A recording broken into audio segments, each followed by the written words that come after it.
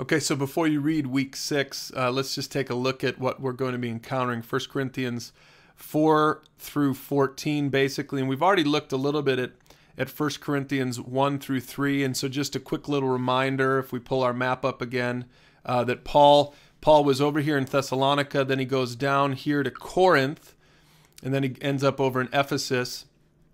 And the letters we're looking at right now, he's writing these letters to Corinth. And Corinth, remember, was kind of a wicked, very pagan, wicked, big town, big city. But there was a church there that had been established, and Paul is trying to write to them to encourage them that they're supposed to live differently than they used to live, that they're not supposed to live the way they used to live as pagans, as non-Christians.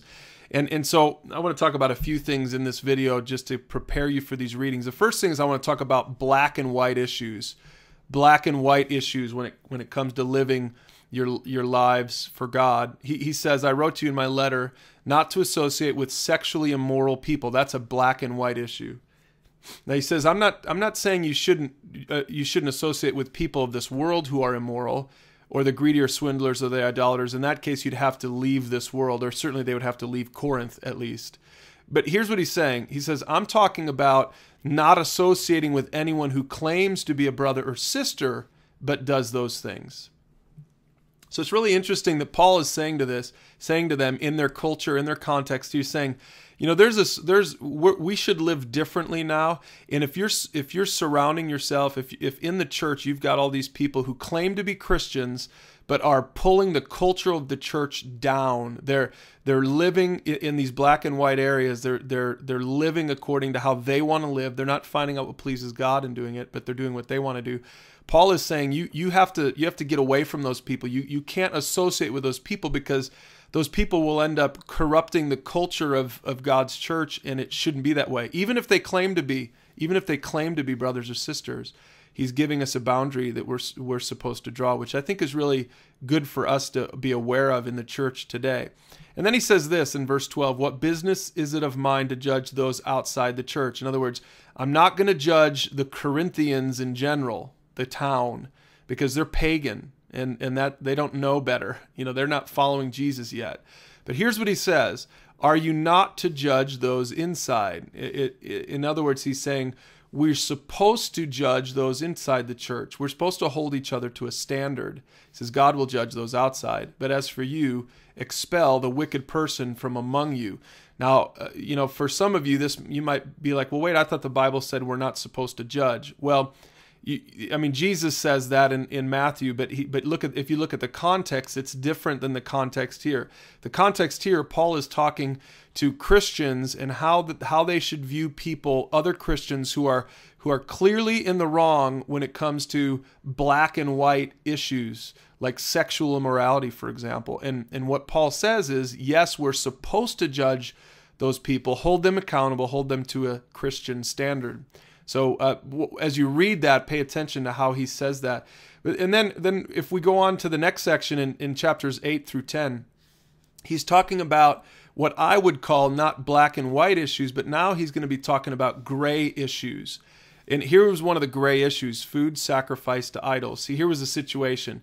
You had Jews in the church, and then you had Gentiles in the church. The culture of the Gentiles was totally different than the culture of the Jews. The Jews had food laws that they had to obey. And so as a result of that, a Jewish person, even if he was a Christian, had a difficult time eating food sacrificed to idols, even though he knew that idols were nothing and it was no big deal. But still, culturally, it was very difficult for a Jew to bring himself to eat food sacrificed to idols.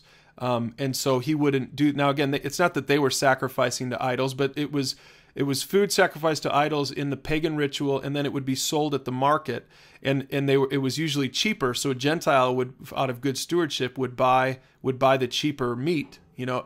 But a Jew didn't feel comfortable doing that, and so it became a little bit of an issue in the church. And what Paul is saying is this: see, the Gentiles didn't have a problem with it at all, but in the church you had this kind of dividing line between these two, and it became a gray area that became a little divisive in the church.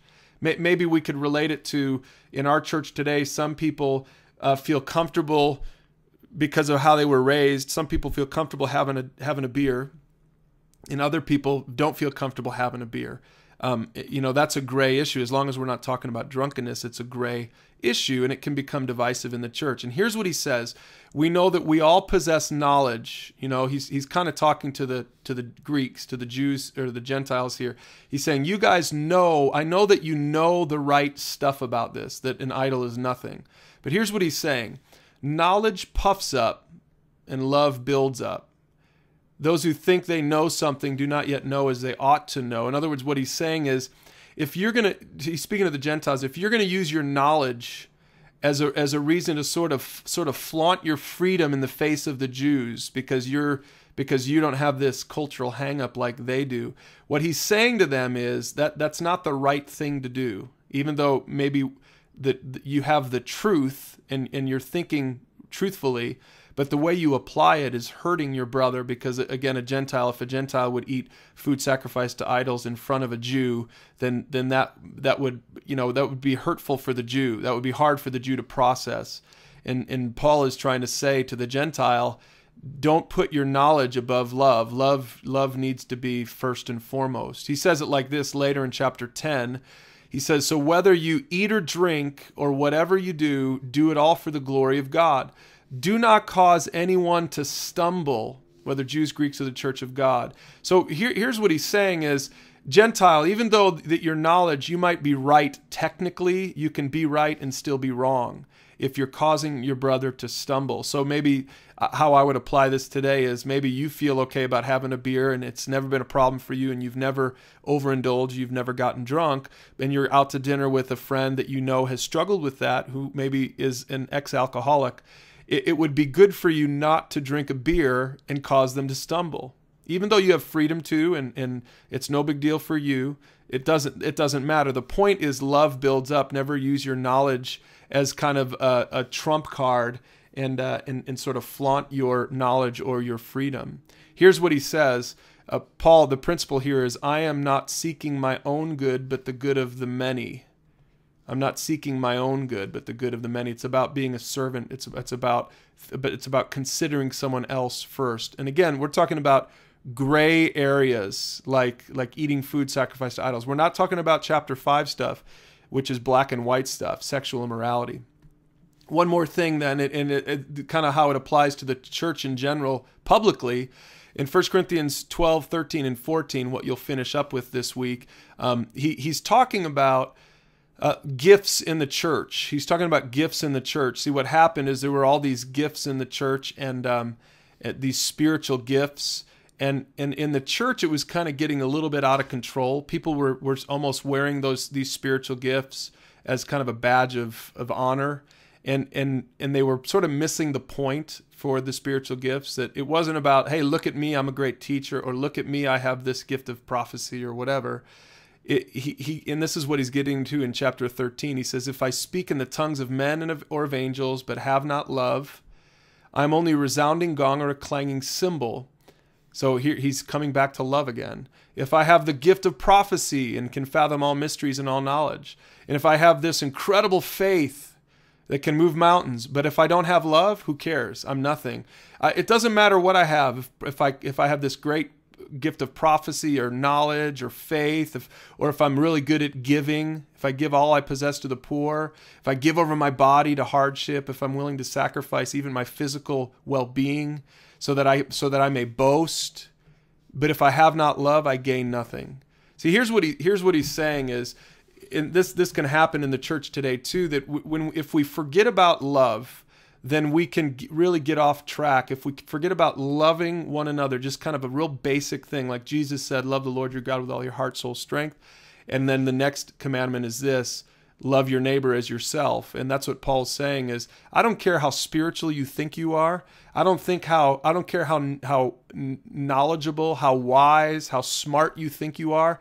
If you don't love people, you're not as smart as you think you are. If you don't love people, you're not as faithful as you think you are. If you don't love people, you all of your gifts, whatever they are pointless. They're meaningless. They're nothing, because love is so important. And in chapter 14, he's talking specifically about the gift of tongues, But he says, so it is with you. See, they had used this gift of tongues in a way that they'd sort of forgotten what it was all about, and it was becoming just this weird thing in the church.